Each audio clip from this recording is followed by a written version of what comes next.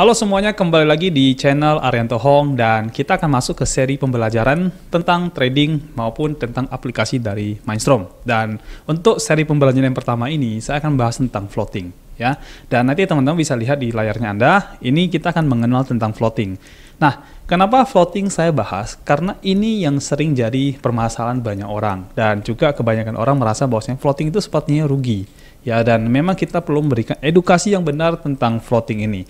Jadi kita mulai dari yang pertama, yaitu no floating, no trading. Nah, teman-teman, sebelum saya bahas yang poin pertama ini, saya mau kasih beberapa literatur tentang istilah floating. Ya, floating dalam bahasa Inggris, kalau misalkan kita terjemahkan ke bahasa Indonesia, itu artinya mengambang. Ya, jadi posisi mengambang, teman-teman. Dan saya sudah searching beberapa literatur tentang floating. Floating itu ternyata bukan soal kita harga turun saja. Harga naik pun kalau kita belum melakukan suatu eksekusi, itu juga disebut dengan floating. Jadi floating itu adalah suatu keadaan di mana ketika Anda beli, terus Anda belum melakukan eksekusi untuk sell atau jual, itu disebut dengan floating. Baik itu harganya naik maupun harganya turun. Jadi kalau harganya lagi turun, Anda tidak jual, itu floating. Kalau harganya naik, Anda udah profit, Anda tidak jual, itu juga floating, teman-teman. Jadi istilah floating itu adalah mengambang dan belum dijual, ya. Itu istilah floating. Nah, tapi saya berusaha menyederhanakan lagi nanti di poin nomor 2 yang akan saya bahas, yaitu tentang stok. Ya, tapi kita harus paham dulu di dalam dunia trading, ya, itu tidak ada orang yang trading tapi tidak floating. Itu tidak ada, teman-teman. Jadi no floating, no trading. Kalau misalkan Anda mau trading, Anda harus floating, ya. Tinggal floatingnya ini floating yang besar atau floating yang kecil. Apa sih perbedaannya? Nah, kita akan masuk ke yang kedua. Poin kedua adalah floating itu bukan uang hilang, ya, teman-teman.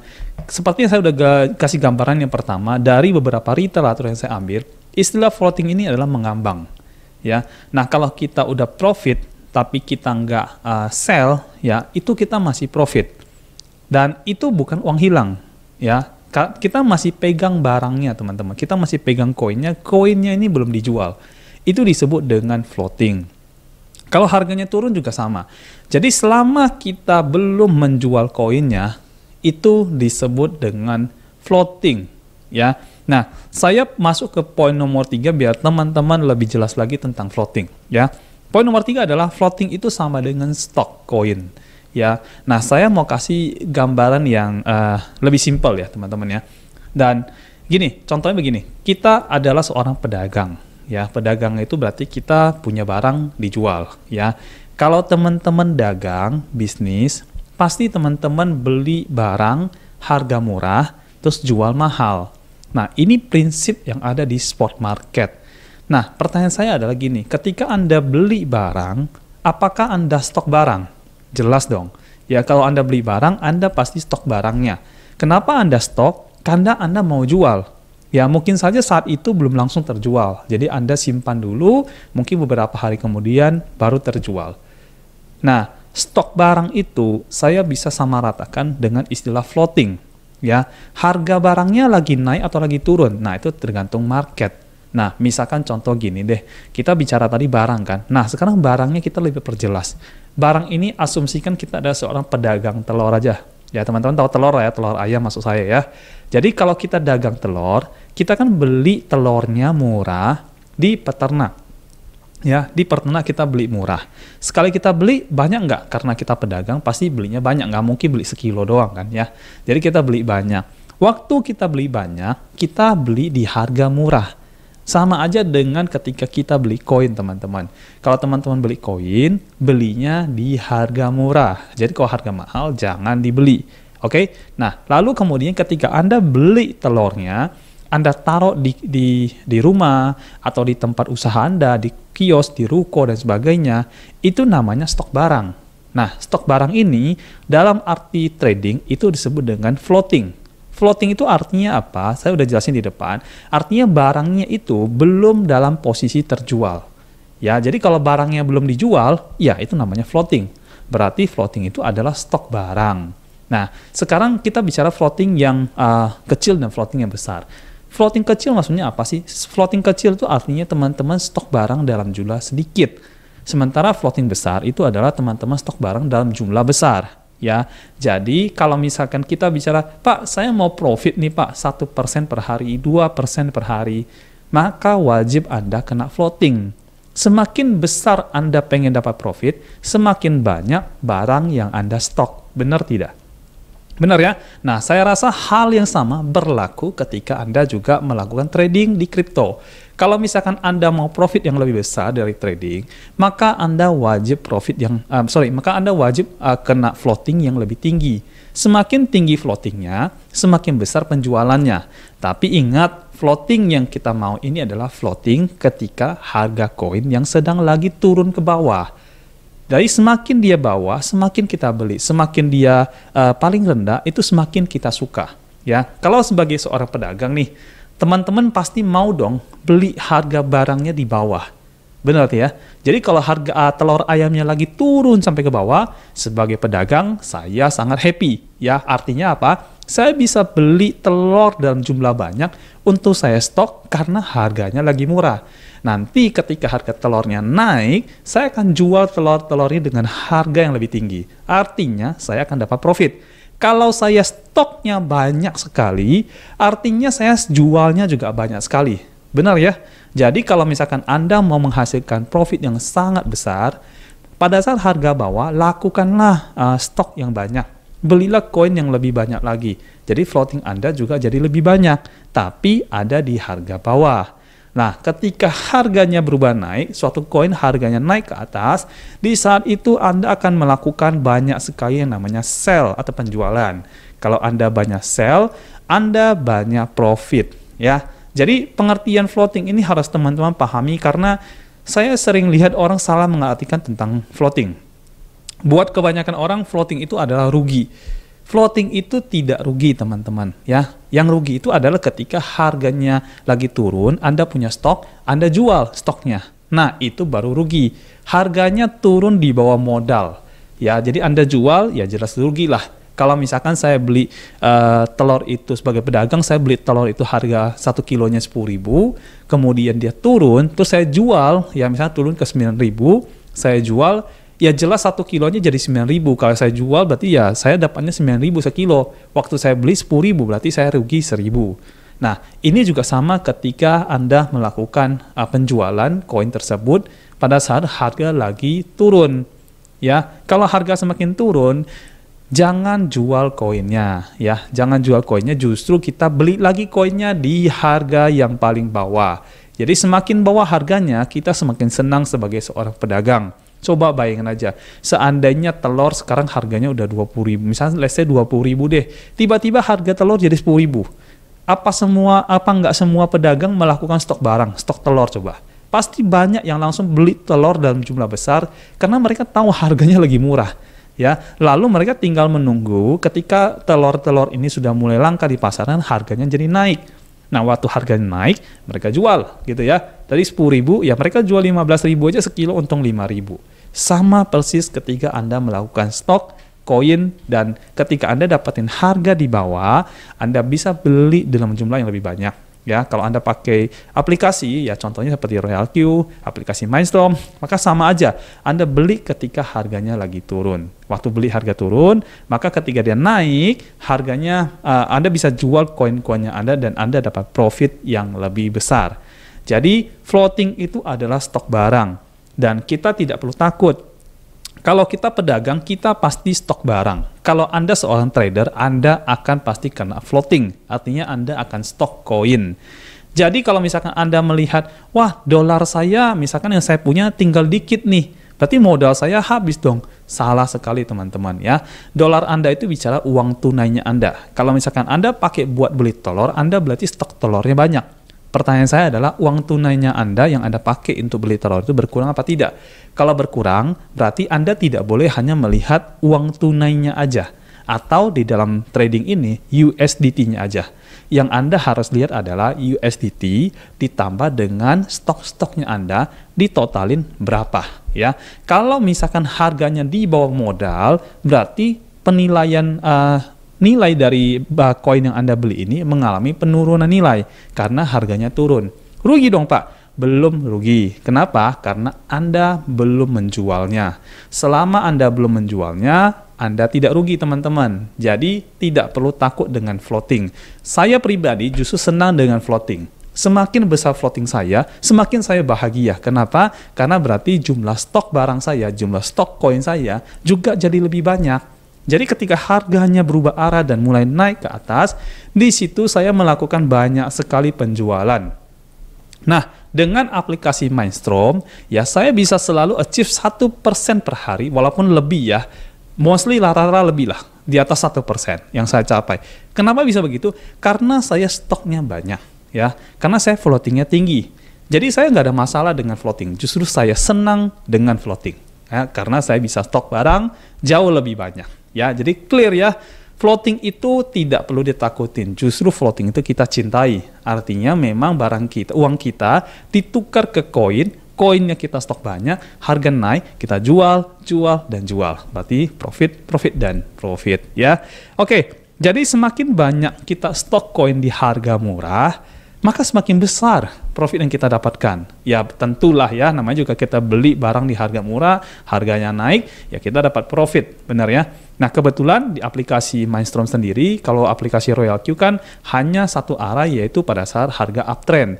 Nah di aplikasi Mindstorm bisa dua arah, yaitu harga naik dan harga turun pun kita profit. Jadi kita beli dua koin, satu koin yang lagi up coin, satu down coin. Jadi kalau lagi naik maka up coinnya dapat duit. Kalau lagi turun, maka down coinnya yang dapat duit. Dan kalau misalnya seperti ini, kalau misalnya lagi up, berarti down coinnya floating.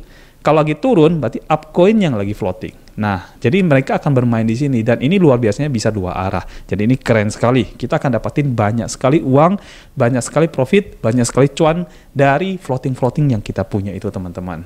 So, tidak perlu takut dengan floating. Floating itu artinya Anda stok koin lebih banyak dan Anda bisa jual lebih banyak. So, don't worry ya. Tapi ingat ya, kita stoknya itu jangan di harga tinggi. Ya, kebanyakan teman-teman itu tidak mengerti, jadi dia membeli di harga tinggi. Ya, dia nggak ngerti, dia nggak tahu kalau koin itu sudah di harga tinggi, dibeli sama dia. Sebagai pedagang, kita waktu membeli barang, kita tidak beli di harga tinggi, teman-teman. Kita belinya di harga yang murah. Tidak mungkin kita pedagang, kita beli ke pasar, harga konsumen kita beli, terus kita jual lagi harga konsumen.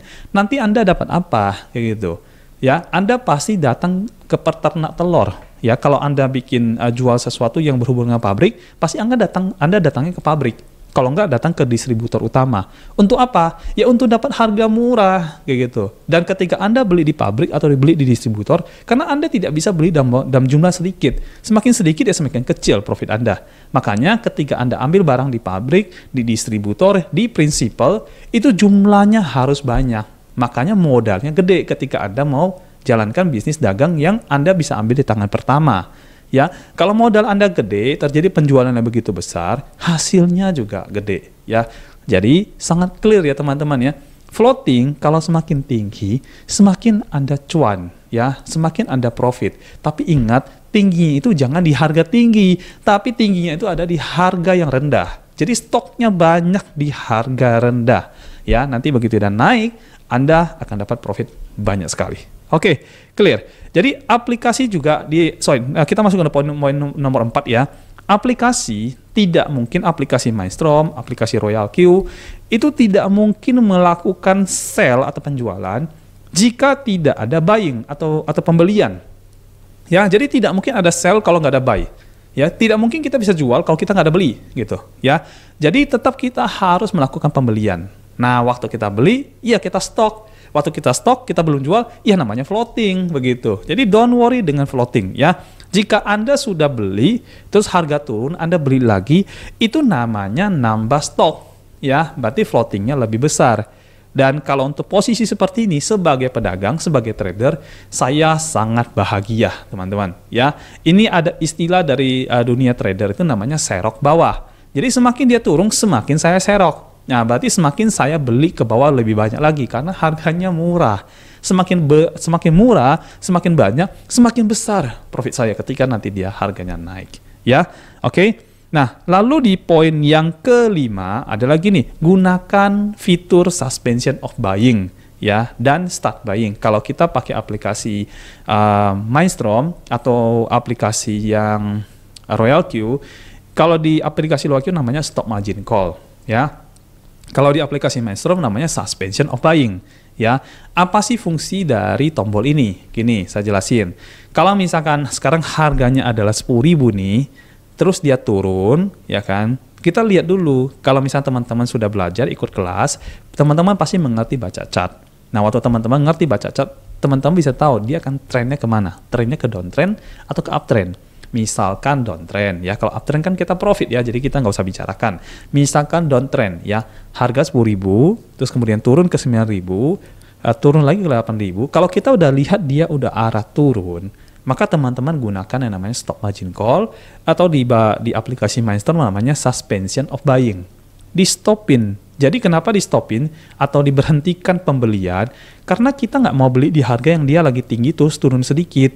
Kita maunya belinya di bawah. Ya, makanya kenapa kita suruh dia stop. Harganya lagi turun, jangan beli dulu. Tunggu nanti turunnya sudah di bawah-bawah, baru kamu beli. Nah, perintah ini bukan otomatis, teman-teman. Perintah ini harus Anda lakukan sendiri di aplikasi. Jadi Anda harus klik begitu, baru bisa jalan. Ini bukan otomatis, ya. Jadi Anda bisa beli barang murah atau beli barang mahal, tergantung Anda yang memerintah aplikasinya. Aplikasi itu hanya alat bantu, ya. Jadi kalau teman-teman kasih dia perintah, stop untuk beli. Ya, suspend beli. Suspend itu kan penundaan, ya. Tunda beli, jangan beli gitu, ya. Maka robotnya akan menunda beli. Dia tidak akan beli sampai kita lagi kasih perintah, oke, beli lagi, start buying misalkan. Nah, baru dia beli lagi. Artinya yang ngasih dia perintah untuk membeli di harganya paling bawah adalah kita sebagai yang punya aplikasi, penyewa aplikasi, ya. Jadi, robot ini, aplikasi ini, ya, bisa menghasilkan profit besar atau kecil, itu tergantung dari kita sebagai penyewanya. Ya, kontrolnya di tangan kita. So, sangat clear, ya. Jadi, kalau misalkan teman-teman sudah ngerti fitur dari suspension of buying dan start buying, teman-teman bisa ngatur floatingnya. Ya, kita tetap mau floating, tapi floating besarnya di harga murah. Ya, floating besarnya di harga murah. Reminder itu, karena di spot market prinsipnya adalah beli murah, jual mahal. Ya, jangan terbalik, ya. Kalau teman-teman beli mahal, jual murah, itu rugi namanya, teman-teman. Ya, jadi harus dipahamin prinsip itu. Jadi floating itu tidak perlu Anda khawatirkan. Sekali lagi, ya, floating tidak perlu Anda khawatirkan.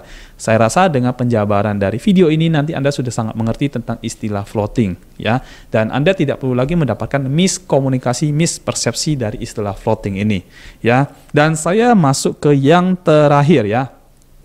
Harus dan wajib berani cut loss dari profit, ya, bukan dari modal. Nah, saya pernah dengar teman-teman bercerita tentang istilah floating loss. Sejujurnya saya cari kalimat ini saya tidak ketemu, ya. Saya tidak ketemu istilah floating loss. Ya, yang saya paham mungkin, ya, itu artinya floating dan cut loss. Disingkat jadi floating loss, ya. Yang saya mau kasih tahu teman-teman, ingat, floating itu ketika harga turun, harga naik, Anda belum jualnya disebut floating. Jadi floating itu belum tentu loss, ya. Harus dimengerti part itu. Jadi istilah floating loss itu tuh tercipta ketika Anda udah tahu harga turun, Anda cut loss, Anda jual paksa. Udah tahu harga murah, barangnya kita beli mahal, kita jual, ya jelas rugi lah. Makanya kenapa namanya floating loss. Tapi nama ini saya kira tercipta sendiri, ya, karena teman-teman mempersingkat nama. Jadi floating, cut loss, jadi floating loss. Jadi seperti itu, ya. Saya nggak ngerti kalau floatingnya di cut lossnya profit namanya floating profit kali, ya, mungkin, ya. Jadi ini nama-nama yang dibikin, ya. Oke, tapi nggak ada masalah dengan nama-nama itu, tapi kita harus ngerti artinya apa, ya. Kalau kita cut loss ada dua, ya. Kita bisa cut loss dari profit atau dari modal. Kalau kita cut loss cut loss itu artinya jual, ya. Kalau kita jual waktu harga modal, misalnya harganya modal kita 1 juta gitu. Terus kita beli telur misalkan banyak sampai 1 juta. Terus telurnya turun harga. Sekarang barang telurnya sama nggak kuantitinya? Sama, karena waktu Anda beli kan jumlah telur kan tidak berkurang kecuali pecah. Kan gitu. Jadi waktu jumlah telurnya sama, tapi harga per kilo telurnya turun. Berarti 1 juta Anda turun nggak? 1 juta Anda turun. kayak gitu. Ya karena harga turun. Ya, misalkan sejuta itu kita dapat 50 kilo deh, misalkan 50 kilo telur. Nah, jadi waktu Anda beli 50 kilo telur dengan harga telurnya 20.000 per kilo, Anda akan dapat 1 juta bukan? Ya kan? Berarti nilainya Anda, modal Anda itu 1 juta. Lalu kemudian harga telurnya turun dari 20.000 jadi 18.000. Nah, ketika harganya turun jadi 18.000 dikali 50 kilo, ya itu berapa ya? Sebentar saya hitung dulu ya. Saya matematikanya kurang jago ya teman-teman ya. 50 kilo dikali 18.000. Nah, harganya jadi nilainya jadi 900.000. Jadi 1 jutanya Anda sekarang berkurang jadi 900.000. Pertanyaannya adalah, rugi nggak? Belum teman-teman. Kenapa? Ya barangnya tetap 50 kilo, Anda kan belum jual. Kalau Anda jual, baru rugi. Dari 1 juta, Anda jual jadi 900.000, ya jelaslah Anda rugi. Ya, jadi kalau terjadi penurunan nilai dari koinnya, ya jangan dijual. Ya sekali lagi, jangan dijual. Anda jualnya pada saat harganya lebih atas. Makanya kenapa saya bilang kita beli koinnya pada saat harga murah, bukan pada saat harga atas, teman-teman. Kalau udah tahu terjadi penurunan di harga atas, kita minta aplikasinya stop beli, suspend beli, suspend menunda pembelian. Jadi kita jangan beli di harga-harga yang masih di atas. Kita tunggu dulu harganya turun sampai ke bawah, baru kita beli. Ya, dan kita belinya jumlahnya banyak lagi. Ya udah profitnya gede teman-teman. Ya, sesimpel itu. Cut loss kita bisa lakukan ketika kita sudah profit. Misalkan, kalau tadi kita bicara 1 juta ya, telur 50 kilo ya, terus kemudian telurnya naik harga. Kalau tadi kan turun harga dari 10.000 jadi 9.000. Dari 20.000 jadi 18.000. Nah, sekarang kita bikin naik harga.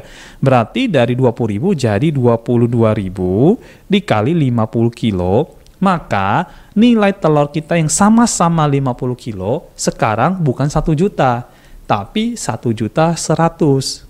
Berarti ada keuntungan 100.000 teman-teman. Paham ya sampai sini ya?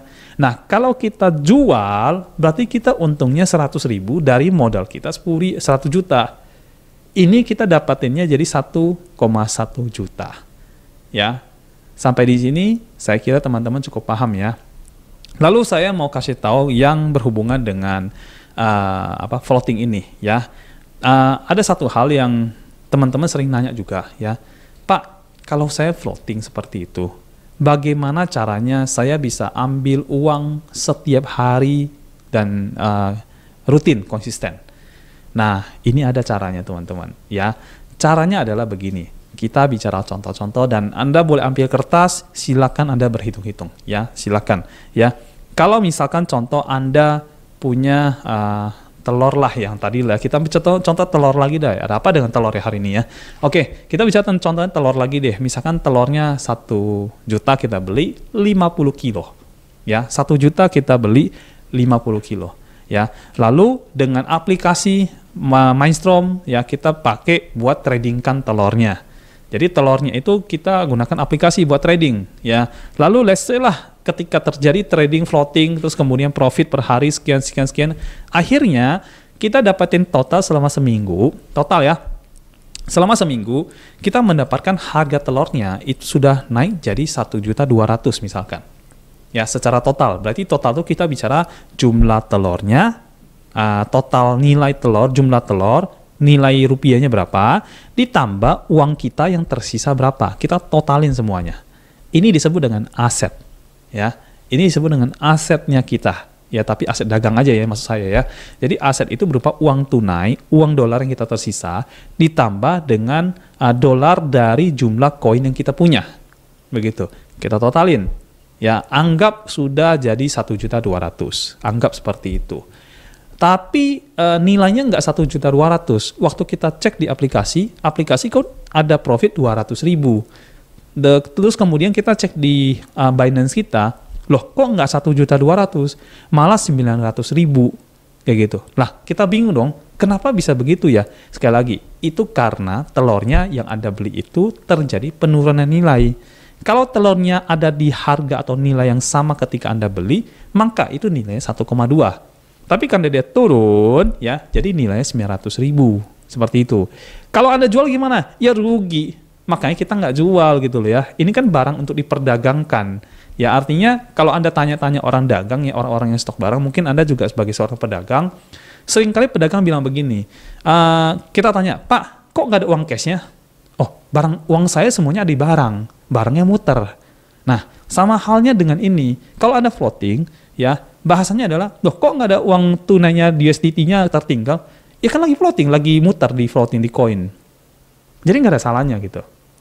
Ya karena lagi diputar, lagi diperdagangkan, lagi ditradingkan. Ya, nah kalau kita kembali ke yang tadi deh, misalkan dari 1,2, 1 juta Anda udah dapat, tradingnya sudah dapat 200.000, 1,2 kan? Terus kemudian nilainya turun ke 900.000. Nah, ini namanya penurunan nilai. Ya, yang kita perlu jaga itu adalah kita harus memastikan walaupun dia turun nilainya, kalau bisa turunnya ke 1 juta. Nah, berarti profit kita 200.000 tadi itu belum bisa mengcover penurunan nilai. Nah, makanya teman-teman simpan dulu, jangan 1,2. 1,2 kita udah dapat nih, total kita hitung, wah, saya sudah profit nih, modal saya awal 1 juta, profit tradingnya 200.000. Oke, sekarang profit tradingnya saya bikin jadi 300.000. Ya, nah begitu profit tradingnya sudah 300.000, berarti kan terjadi penurunan nilai lagi. Misalkan tadi 1.200.000 turun 300.000, berarti 900.000 ya. Nah sekarang berubah, sekarang jadi 1,3 juta, penurunannya sama nilainya 300.000, angkanya dari 1,3 ini kembali ke 1 juta. Berarti teman-teman kan lihat, wah secara aset walaupun terjadi penurunan nilai, angkanya 1 juta. Nah, berarti 300.000 profitnya Anda itu sudah bisa mengcover penurunan nilainya sebesar 300.000. Jadi kalau misalkan tidak ada 300.000 nih, sejuta itu jadi 700.000 teman-teman. Tapi karena ada profit 300.000, sejuta itu tetap jadi sejuta. Berarti yang sedang terjadi penurunan nilai itu adalah profitnya Anda. Nah, kalau misalkan sudah bisa mengcover seperti itu, besok-besoknya kan Anda kan trading lagi, kan profit lagi. Nah, berarti profitnya sudah di atas 1 juta dong, ya kan? Nah, itu bisa teman-teman ambil setiap hari. Ya, karena apa? Karena dia udah turun 300.000-nya sudah di cover oleh profit Anda 300.000 di awal. Lalu kemudian Anda profit lagi karena trading. Sisanya Anda bisa cairin setiap hari, kayak gitu. Nah, sampai di sini harusnya teman-teman bisa mengerti ya. Nah, saya mungkin tidak bisa tunjukin secara hitung-hitungan karena mohon maaf lah, saya masih agak gaptek juga pakai peralatan teknologi seperti ini.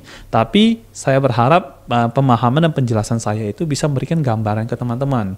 Ya, bagaimana caranya kita bisa menghandle floating supaya floating kita itu ada di harga bawah. Semakin murah harganya, semakin bagus kita floating. Artinya stok kita banyak. Jadi waktu dia naik harganya, jual, dan jual. Berarti profit, dan profit. Ya. Lalu kemudian kita juga harus bisa ngatur supaya profitnya kita itu bisa mengcover penurunan nilai dari koin yang kita beli. Ya, sehingga modal kita 1 juta, tetap 1 juta. Karena di cover sama profit.